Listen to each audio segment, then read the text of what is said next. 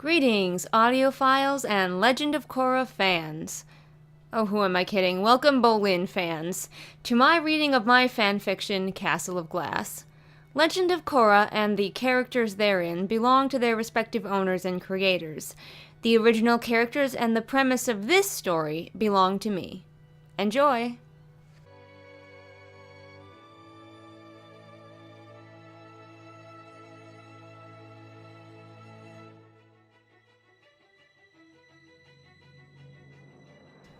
Part 9.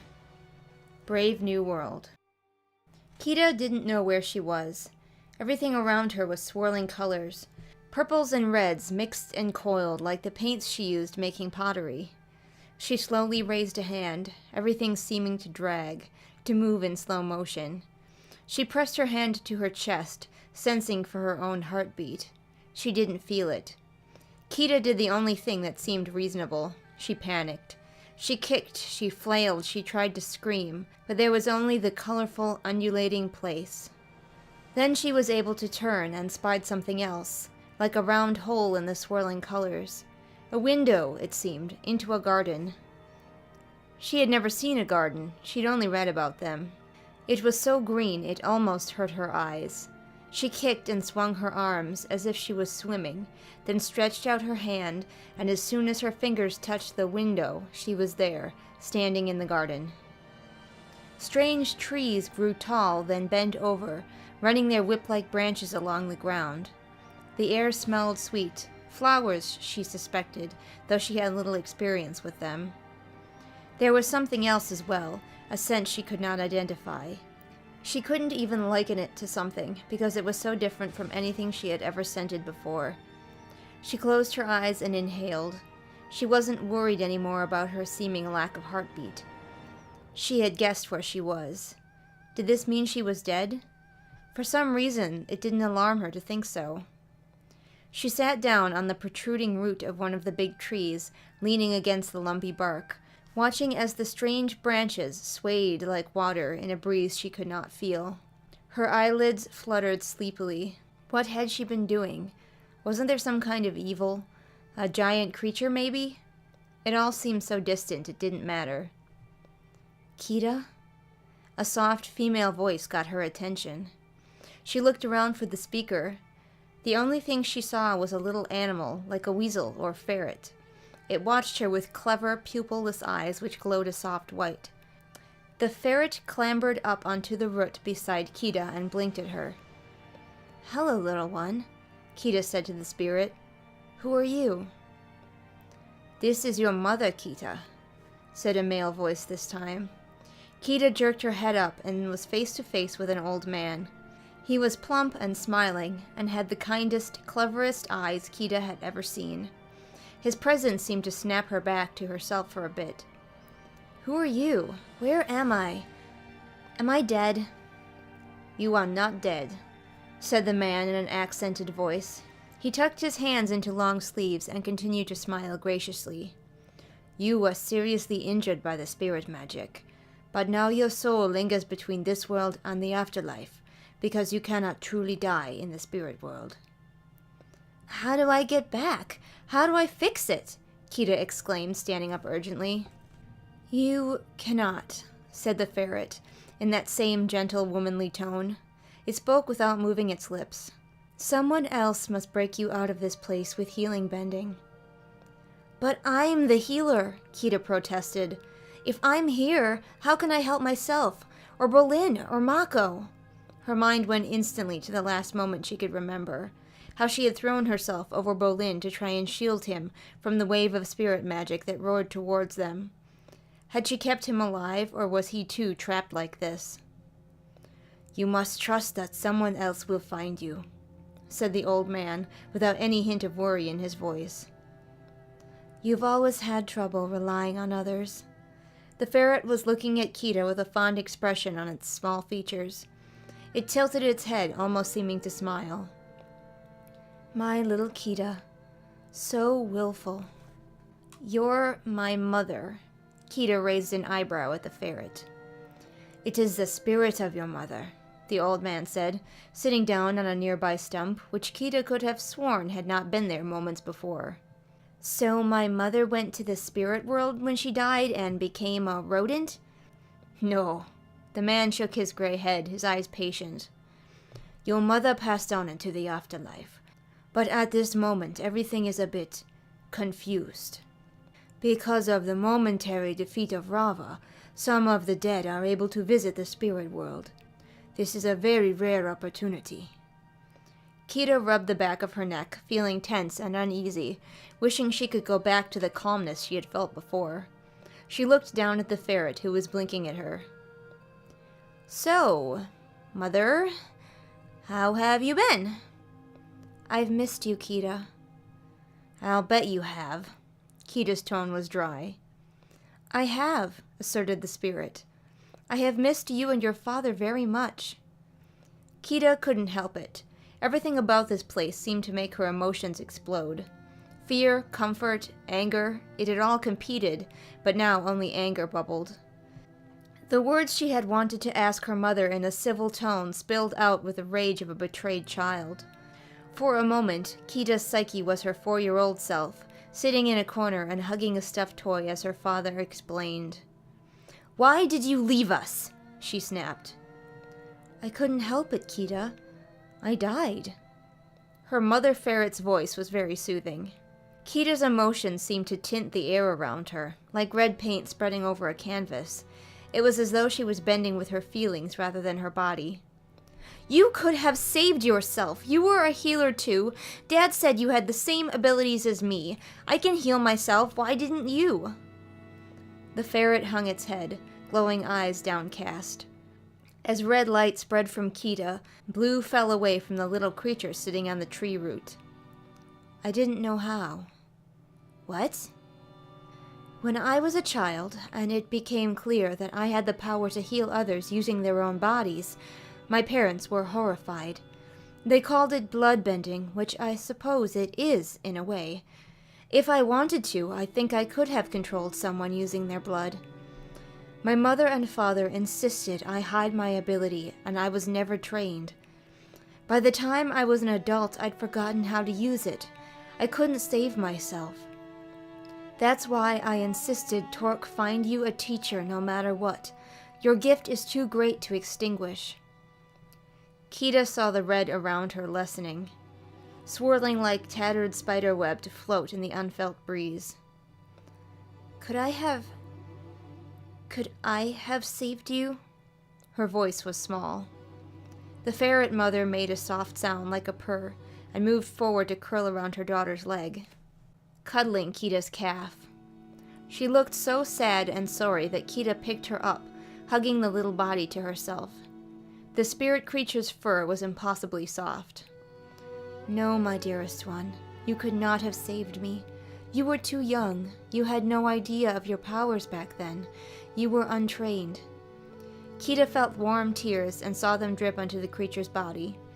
She hugged the spirit of her mother tighter, squeezing her eyes shut and freeing more tears. Dad and I miss you so much, she choked. I know. I watch over you. I always will. Kita could almost swear she felt human arms wrap around her, and she didn't dare open her eyes to check. It is time to go. This time she was certain she felt a hand, but this one touched her shoulder. When Kita opened her eyes, she was hugging herself. Her mother's spirit was gone. The old man with the kind eyes had his hand on her arm and was smiling gently. Do you feel the spirit water healing your wounds? For a moment, Kita didn't understand what he was talking about. Then, as though someone had shot her, she felt a sharp pain in her hip. A break? She placed a hand on her own chest and then one on her hip, closing her eyes to check. This time she could sense herself, her heart beating strong. There was something else there, however, like oily smoke coiled around her heart. She felt panic rising again. Dark spirit magic was riding her blood. She'd seen it when she had healed Desna, only it was much worse inside her own body, and she wasn't certain she could remove this much.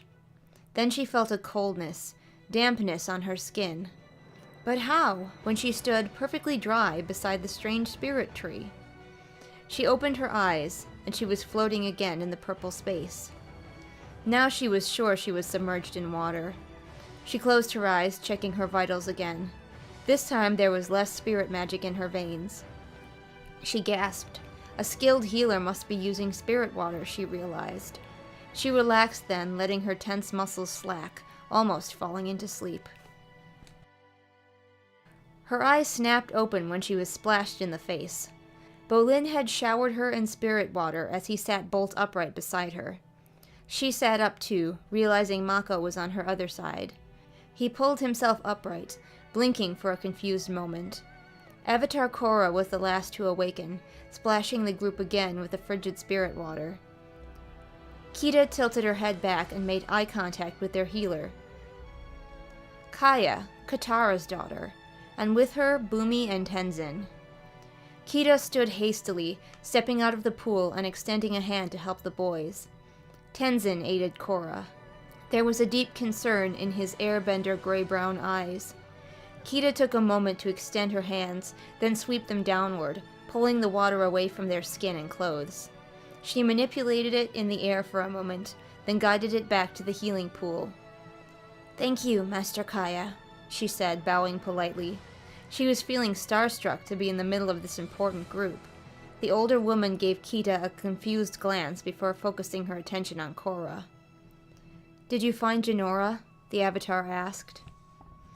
There was worry behind the airbender's eyes, but he answered calmly. "I was able to rescue her soul, but she wasn't ready to return to her body yet. She sensed that the world is in grave danger."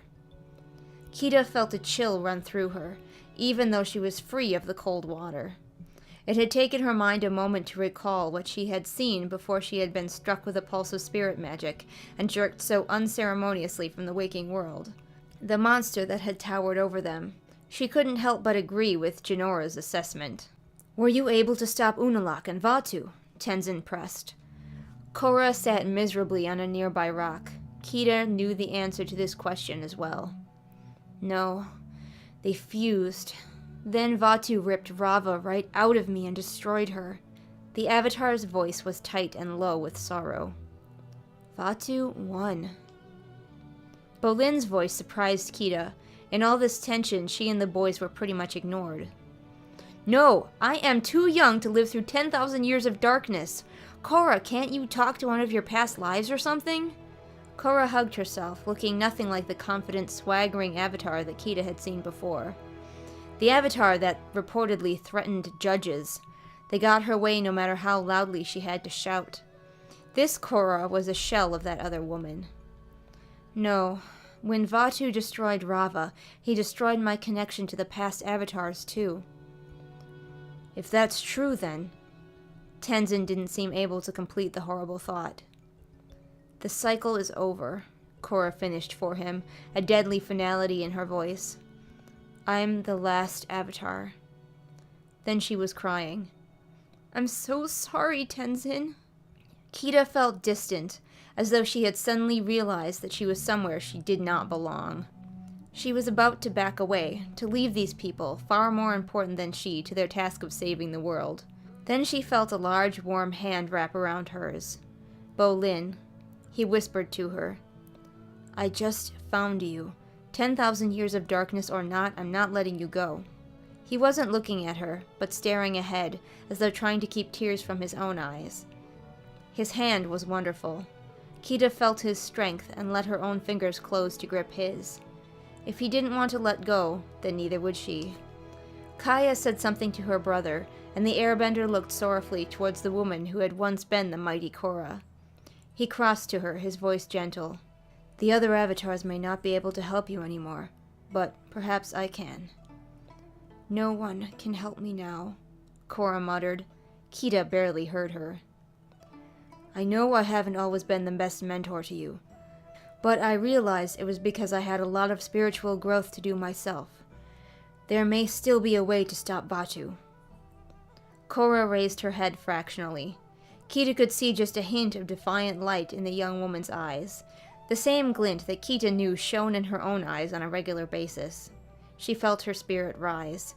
Defiance in the face of the impossible. Hell, defiance in the face of the sensible.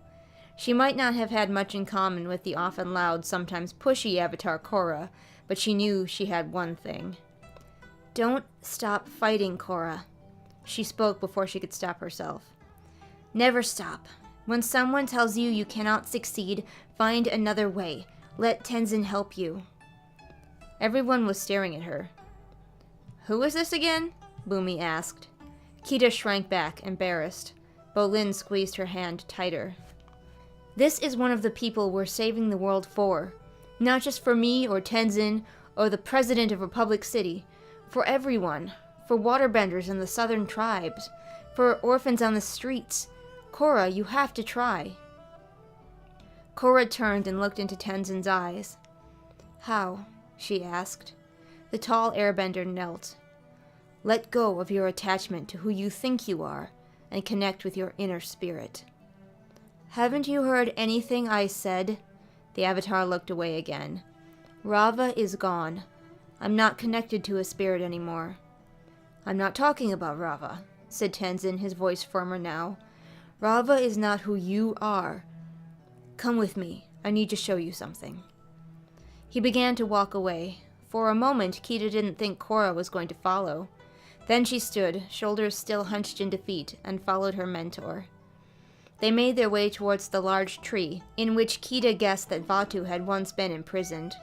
She had heard stories of it growing up, tales of the spirit world and past avatars. She watched them go, still feeling tense. No one spoke for a long moment, so she felt the need to break the eerie silence. She turned to Bolin and Mako. "When you were knocked out by the spirit blast, or whatever that was, did you see anything weird?" "Like what?" Mako asked, golden gaze resting on her face. "Like, I saw an old man and my mother," she admitted, unable to keep eye contact with Mako any longer. "Hey," Bolin said, his own eyes brightening. "I saw an old guy too. He seemed really nice. We had noodles and we talked a little bit. He said I was wise." "Wise?" Kita leaned her shoulder against Bolin's muscular arm. "Yeah," the earthbender puffed himself up a little bit.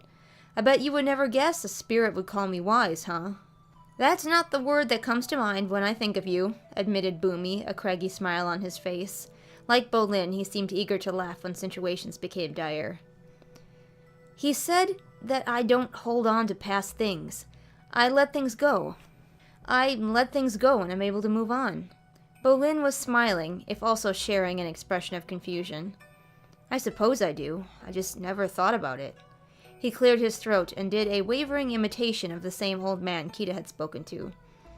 "You live in the now, child of the earth, and you do not dwell on sadness long. That is what makes you wise." And then the next thing you know, I'm waking up in a puddle with Kaya healing us and the world ending. What about you, Mako? "I didn't see anything," Mako answered. Kita caught his expression as he hastily looked down. She suspected that he was not so quick to let go of past sadness. Like she, he remembered and clung to pain at times. Had he seen their parents? Had they reassured him as Kita's mother had? She couldn't help but be glad of Bolin. She knew she needed someone who could help her focus on the present. What present they had left, 10,000 years of darkness and all. Tenzin re-emerged from the tree then, gliding down to join them on a gust of wind. He landed lightly beside his sister. "What did you tell her?" the waterbender asked, watching the tree where Korra had remained. "I told her to meditate in the tree, as the ancients did." Tenzin folded his arms uneasily. His impressive eyebrows rose in a peak of concern. "I hope it's enough. I know she has a lot of power within her. She is irrevocably tied to the spirit world. If only she can find a way to make use of it." Kita watched the hole in the tree, unable to see the avatar inside. She held Bolin's hand and stood in silent worry with the group. She glanced at Kaya, who had slipped her hand into her youngest brother's. Bumi stood, arms folded, looking the calmest of the group. Kita hoped she would be allowed to get to know all of them, if only they could survive this. "What the?" Mako exhaled, and Kita could see what had made the firebender alarmed. Out of the mouth of the tree came Korra. But it wasn't Korra. The figure glowed with an unearthly blue light. Then, as she stepped from the tangled roots, she grew steadily larger until she was a giant. No one seemed to know how to react, not even Tenzin. Kita wondered if this was what the spiritual teacher had intended when he brought his student to the tree to meditate. By the look on his face, she guessed that the giant Korra thing was wholly unexpected. Korra, still emanating a brilliant light from her now mammoth body, stepped toward the arcing portal, which stretched from pole to pole in the real world, and reached up her hand to touch it. Where she touched, a point of blinding light appeared, and Kita had to blink her eyes as they watered from trying to look at it. Then the giant Korra was gone, her body turned to smoke and absorbed into the portal. Kita exhaled, not realizing that she had been holding her breath. Bolin's grip on her hand was getting sweaty, but she didn't mind. It was a rather stressful situation after all. The only person to speak was Bumi, who turned to his sibling and raised an eyebrow. "What did you say to her exactly?" Tenzin leaped with agile grace back up to the tree and peered inside. "As I suspected," he called back to the waiting group. "That was Korra's spirit sending. Her body is still here, inside the tree. She has entered a deeper level of the spirit world. We have to remain here and keep her body safe as her spirit battles with Vatu." "Shouldn't be too hard," Bumi sniffed. Then his eyes grew wide. "I may have spoken too soon." Kita followed the general's gaze and saw what at first looked like a black swarm of insects moving towards them. It drew closer with alarming speed, and she realized that it was spirit creatures. Corrupted ones, like the ones she had heard inhabited Unalaq's camp and swarmed the southern tribe's city. Her breath caught as she watched them stampede. "They're coming for Korra!" shouted Mako, taking up a bending stance. His expression was set and determined. "Form a battle line!" ordered Bumi, taking charge. Mako attacked first, lightning arcing from his fingertips. Kita was amazed. She'd never seen electricity bending in action before. Bumi continued to organize the line, shouting names as he intended for them to attack. "Tenzin! Kaya! Bolin!" He glanced sideways at Kita, who nervously awaited instruction. He looked at her for a moment, then seemed to make up his mind. "You stick with me," he said. Kita should have been embarrassed. He had all but commanded her to stay clear of the combat. On the other hand, she knew that her offensive bending was subpar at best. He didn't know what skills she did have. He was smart to hold her back. She moved with him as he commanded his small line of fighters. "Take ground. When the spirits hit, they'll push us back. We want to have a little extra ground to give up when that happens," the non-bender shouted. It turned out to be incredibly useful to have a commander standing back from the action. Bumi could see and catch attacks that the others in the thick might miss. "Tenzin, on your right!" Bumi bellowed. "Kaya, shore up that flank. Bolin, get some rock barriers up to help Kaya. Mako, watch your left, that one's sneaking past you." Kita stood behind Bumi's shoulder, still uncertain. She hadn't been given orders yet, so she tried to stay out of his way as the general scurried back and forth, shouting to his troops. The spirits were closing in, just as he had predicted. Even with Bumi's shouted instruction, the group was being forced to retreat again and again, to make their battle lines smaller and smaller. Kita could tell that even exuberant Bumi was getting tense. She wished she could help. Suddenly a spirit reached a long tentacle past her. She barely managed to dodge. Instead, it grabbed Bumi's leg and jerked it out from under him. He went down, his head smashing into a rock with a sound that made Kita wince. She reacted, slicing the tentacle off with a water whip. Mako, having seen the attack, dealt with the creature. Kita heard its death squeal as she hurriedly knelt beside Bumi. She placed a hand on his chest and the other on his forehead, closing her eyes and willing herself to shut out the battlefield noise. She had to trust that the others would keep the spirits back. This would be a quick heal, a patch job at best, but she couldn't let their military leader suffer brain damage, not when they needed his mind the most. The wound was nasty. She pulled the edges of the ugly gash together before he lost more blood and set to work on the serious concussion he had sustained. She gnawed her lips, struggling for focus. She felt a burst of heat and knew that Mako was protecting her as she worked. Then Bumi's eyes snapped open and he struggled to his feet before she could urge him to move slowly. He swayed, hand on his head, then caught his balance, glancing down at the waterbender still kneeling on the ground. His face brightened. "That was a neat trick," he beamed. "Boomy!" Kaya shouted. The spirits were pushing her section of the defensive. "Bolin, get over there, son!" Boomy shouted, once again stepping into his role. Now that the general knew her talent, he began to use Kita. As they fell back into a smaller and tighter line, he was able to call back the wounded one at a time, for Kita to heal as quickly as she could. It was sloppy and piecemeal work. Kita couldn't help but feel that her teacher would scold her, but this wasn't the time for lengthy healing sessions. Sometimes she just used her knowledge of healing outside of her gift. She applied expert pressure to pop Tenzin's shoulder back into place when it was dislocated by a particularly large spirit. She quickly pressed her hand to the joint to ease the pain before nodding to the airbender. He nodded back, appreciative, then darted into the fray. Kita raised her eyebrows, impressed. For an older man, he was very spry. Must be an airbender thing, she mused. The spirits pressed them back again. Now they were standing at the mouth of the tree. Kita and Boomy were already inside, back from the line. But now it hardly mattered. Kita glanced over her shoulder at Korra, still seated and motionless. "Please hurry," she whispered to the avatar between gritted teeth. "Bolin, fall back!" Boomy shouted. Kita's heart was in her throat as she rushed to the non-bender's side, looking for Bolin's green tunic. She spotted him. He hadn't retreated back with the line, and stood by himself as the creatures closed in. For his part, he was holding them off well, until one grabbed his leg and jerked him off his feet. It hauled him into the spirit ranks, far from the help of his fellows. She heard him yell, and she reacted. "No!" Boomy's hand reached for her, but she was too quick. Kita bounded through the gap in the battle line where Bolin had stood and darted towards him. She could just make him out amidst the writhing spirits all around him. She could hear his shouts of alarm as he tried to fight his way clear. "Kita!" Mako had seen her go, but he didn't abandon his place. Kita slid on her hip beneath one of the taller spirits and accidentally slammed into Bolin, knocking him over. This supposed save was going extremely poorly. She coiled water around herself, using it to push her to her feet. But too many spirits were already reaching for them. Now she was going to die as well as Bolin. She felt his back against hers and bared her teeth, ready. Whoosh! A gush of water took out several spirits. Kita's head jerked up and saw Desna and Eska rushing to their aid. The skilled battlers opened up a path for Kita and Bolin to retreat back to their comrades.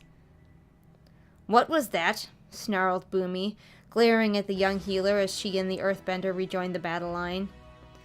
"A very bad plan," Kita admitted, head hung low. "I might have to talk with you later, Missy," Boomy growled, scanning the fight with an expert squint. "But for right now, go help Mako. He's twisted his wrist and he's fighting one-handed." Kita rushed to do as she was told, even as Desna and Eska joined their ranks.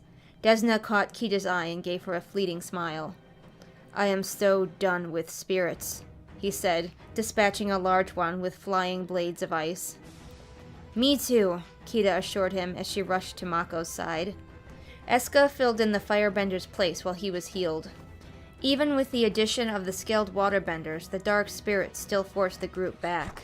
The creatures seemed to redouble their efforts, surging forward in greater numbers. Kita was forced to make a few attacks herself, though they were clumsy and not as powerful as she would have liked. She did manage to down a spirit or two. She could no longer keep up with minor injuries like sprained wrists, and was forced to focus on the largest of wounds, and to huddle behind the person she was trying to heal as they continued to bend. This was healing as she had never attempted it, and her work would have made her master throw up her hands in despair. Soon the group was pushed all the way back into the hollow of the tree, struggling to keep the spirits from pouring inside. Even exuberant Boomy seemed to be running out of ideas. "Tenzin, keep your focus above you. Don't let them sneak in over our heads." The airbender swept himself into the air with a twirl like a leaf caught in an updraft, bending wildly to keep the horde back. Mako, still holding the opening, was the last to be tossed backwards. Tenzin landed beside the young man, sending a blast of air into the enemy ranks. Kita felt fear grip her as the doorway filled with too many spirits to keep away. Like swarming wasps they came, blotting out the light. Kita had her hands on Desna's shoulder, healing a badly bleeding gash. But she lost focus as the spirit surged in. She held her breath, ready to use her own body as a barrier between these creatures and the helpless avatar behind her. She felt Desna's muscles tighten as he readied to do the same. Around her, her fellow benders struggled, flames, water, and air surging. Bolin rushed to Kita's side, having run out of rocks to bend. He instead stood with her, acting as another human shield for Korra. Kita glanced sideways at his face to see the firm set of it in the fading light. She felt her heart flutter. Too bad she was about to die and wouldn't get to kiss him again. She wondered if someone would survive to tell her father what had happened to her. A large black spirit loomed above them, ready to strike them aside. Desna prepared to fend it off as best he could, and Kita braced for pain. Instead, there was an enormous whooshing sound from outside, like a massive wave that had come to ground. Then white light exploded through the entrance of the tree, shattering and tearing the spirits away like bits of paper. Kita was knocked from her feet and completely blinded as the earth shuddered mightily. She felt someone grab her hand, knowing it must have been Bolin. She held on to him as hard as she could and kept her eyes tight shut. Even through her eyelids the light was too intense. Her temples throbbed. After a moment of stillness, the light subsided, and Kita opened her eyes, blinking furiously. She saw the others struggling to their feet, standing unsteadily. She scanned all of them for obvious wounds, but saw nothing life-threatening. The cuts and bruises she would heal later. Tenzin was the first to make it to the entrance of the tree, peering out. "Korra?" he exhaled. Kita scrambled to stand, aided by Bolin, who still clutched her hand. The two leaned against one another as they followed the airbender. Kita couldn't help but gasp. Though she had seen this giant version of the Avatar before, she was still floored by how impressive it looked. She stood like a conquering hero peering down at them. Then she opened her hands, which were clasped before her, and freed two smaller objects. One was Rava, Kita realized, watching the elegant light spirit float gracefully through the air. The other was Jinora! Tenzin rushed forward. His beautiful young daughter hovered, shrouded in an orb of light before her parent. "I'll see you soon, Dad," the little girl said, smiling. Tenzin reached towards her even as she vanished. Kita felt a tear prickle her eye as the man slowly withdrew his hand, wrapping his arms around himself instead. Then he straightened, watching as the giant Korra dissolved into a glittering dust, which flowed into the tree and returned to her body. The group stood, waiting as she emerged. Her face was set in a way that Kita had not seen before, so triumphant yet calm, like a soldier returning from a battle well won. She felt Bolin squeeze her hand and then let go, only to wrap an arm around her shoulders. She leaned gratefully against him, and he against her, watching as the Avatar stepped from the tree. Rava circled elegantly, like a great eagle, and Korra leaped nimbly to ride the spirit's tail into the sky, where they were rejoined as one in an explosion of white lightning. It made the hair on Kita's arms stand up. When it was finished, the portal no longer arched across the sky, but once again became two portals, glowing subtly. "An Avatar spirit has returned," said Tenzin, reverently, as Korra returned to them on a breeze. "It's over," she said. Kita stood back as the group rushed to embrace their leader. Mako threw his arms around Korra, kissing her on the cheek. "I don't even know what to say." "You were amazing." Tenzin was smiling. Kita thought she liked his smile. It reminded her of her father's. Bolin, bursting with energy again, exclaimed, "And the way you turned all gigantic like that? Wow! I wish Varric had been here to film it. It could have been the greatest mover ever." "Other than the Nuktuk Chronicles," Kita pointed out playfully. Bolin looked back to her, his eyes shining with a light that Kita had thought she might not get to see again. "Of course," he grinned. Korra moved to speak with Desna and Eska. Kita knew that their father must have died in the battle with the Avatar. Kita stood back again, not wanting to interfere. She watched as Bolin shared a moment with his brother, high-fiving and crowing over their victory. She felt a hand on her shoulder and looked up. Bumi was smiling at her. "You did really well back there." "So did you," She gave him a wide smile, which he returned tenfold. "You can't keep a good general down," he said. A trilling sound caught their attention. Kita turned to see what appeared to be a dragonfly rabbit, only it was glowing bright blue. It hovered eagerly over to join Boomy, circling him before landing in his arms, making happy little noises. "Friend of yours?" Kita asked. "Boomju!" the man exclaimed, hugging the rabbit. "You're okay! I missed you, little buddy." Kita reached over and scratched the creature between its ear wings. It butted its head against her hand appreciatively. Kita's attention was distracted from the abnormal animal by Tenzin and Korra moving together towards one of the portals. "What do you suppose they're talking about?" she asked. Boomy shrugged. "Who knows? Important just save the world type stuff, I'd guess. Better leave them alone." Suddenly, Kita felt arms go around her waist, and then someone turned her and she was lifted into the air. She couldn't help it. She squealed with pleasure as Bolin twirled her around. Then he set her down and kissed her. Maybe it was Bolin. Maybe it was the fact that they had just survived the end of the world. But this was the best kiss Kita thought she had ever shared. Bolin was following his brother. He had wanted to talk with Mako, but the firebender looked upset, so Bolin hung back. He suspected where Mako was headed. The Water Tribe Palace stood, dark and intimidating, but Bolin knew Korra had gone inside to think. Perhaps to meditate on her decision to keep the portals open, allowing humans and spirits to coexist. The Earthbender kept to the shadows. Normally he wasn't much for snooping, but this time curiosity got the better of him. Mako found Korra in the Great Hall. He walked up behind her. "Hey," he spoke softly so his voice wouldn't echo off of the vaulted ceiling. "Can we talk?" "Of course." She turned to him, smiling with genuine openness. Bolin felt a slight twinge. Once he had thought her the most beautiful woman in the world. Did he still? Did part of him still want her? He watched his brother and the Avatars heart to heart. Mako admitted their breakup, and she said that she did remember it after all. Bolin watched his brother's face darken with sadness as he and Korra decided their relationship wouldn't be able to work. Bolin couldn't help but feel a little jealous. All his breakups had been so rough. Mako's was downright civil. She had given him a sorrowful parting kiss before her hand slid from his and she walked away. Bolin should have faded back into the shadows, but instead he moved towards his brother's defeated form. You want a hug?" He didn't wait for an answer, instead throwing his arms around Mako's narrow shoulders. Mako chuckled, allowing Bolin this display of brotherly affection. "I'm okay, Bo," he said with a small, unconvincing chuckle. "Come on, let's get out of here. This place is really dreary." "Yeah," Bolin agreed, freeing his sibling. "That was rough, though, huh?"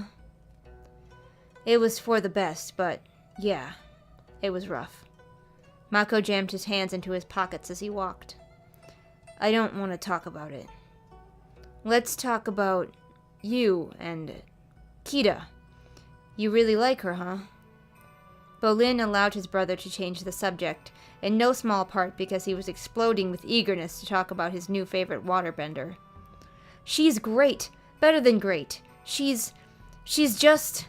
Words seemed to leave his brain, and he gestured exuberantly, so much so that Mako couldn't help but smile for real this time. Bolin let his tone drop to a more sensible one. "To be honest with you, Mako, I think she likes me." "Of course she likes you. I thought that was pretty obvious." "No, I mean, she likes me. For me.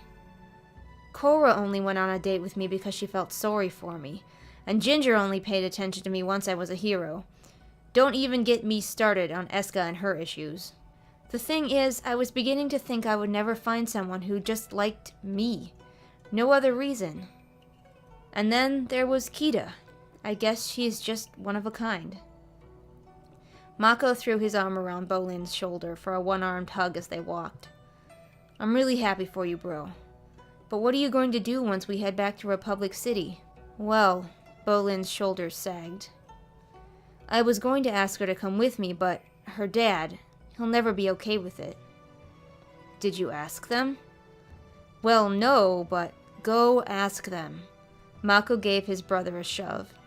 You just told me you found a one-of-a-kind girl. You had better not let her slip away. Bolin considered for a moment, then squared his shoulders. Yeah, you're right, Mako. For once. He gave the firebender a playful shove that almost sent him sprawling. Mako laughed, keeping his balance and shoving back. Go get her, lover boy. Bolin found Kita and her father at their shop, or what was left of it. It had been vandalized. Some of the northern soldiers, or maybe destructive dark spirits, that had thought it was good sport to smash up every piece of pottery in the place. Bolin knocked on the door frame, as the door was missing altogether, smashed in by the vandals. Inside, Torque stood from scooping a small armload of shattered art to place it in a waiting bin. Hello, sir. The earthbender's voice was small, shy even. I'm really sorry about what happened to your store. Here. Bolin widened his stance, then with a few careful sweeping motions of his arms, he lifted all the shattered clay and guided it gently to the bin. Torque stood, staring at his guest with a confused and slightly impressed expression. I imagine you are looking for my daughter? He turned to shout towards the stairs. Actually, Bolin raised a palm to stop him. Can I talk to you? See, You really like my daughter. Torque's lips twitched, and Bolin could tell he was trying not to smile. The man folded his arms and leaned back against the front counter. She told me how well you looked out for one another in the spirit world, and how she fought alongside the Avatar and her team.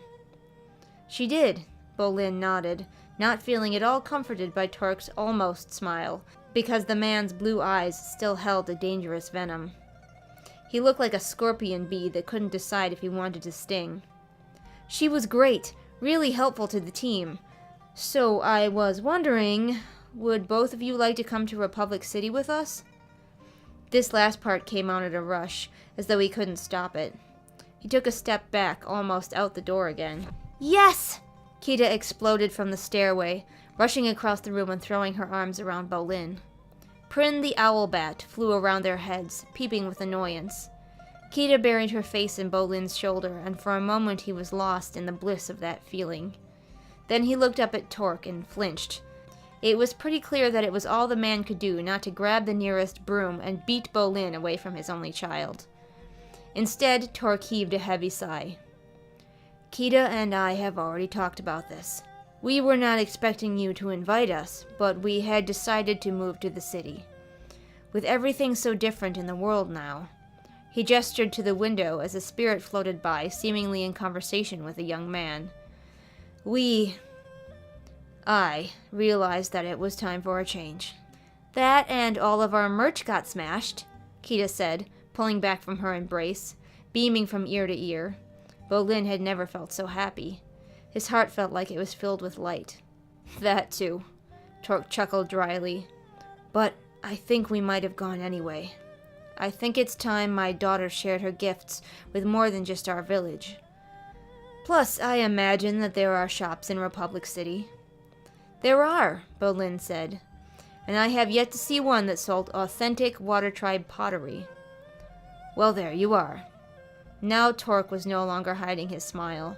Bolin noticed how it wrinkled the corners of the man's eyes, and it suited him far better than his usual scowl. I'm all finished packing, Daddy, but the ship doesn't leave for another hour, Kita said, still with her arms wrapped around Bolin, as though she intended never to let go. Can Bolin and I go to the park? You're asking my permission? Torque raised an eyebrow. It's a brave new world, remember? Kita grinned cheekily. Get out of here. Torque waved his hands towards them as though he couldn't stand another minute watching his daughter with her arms around a man. Kita bit her bottom lip, then giggled. Grabbing Bolin's hand, she darted out the door. The two of them ran, skipped, and snowball fought their way to the park, laughing the whole time. The end.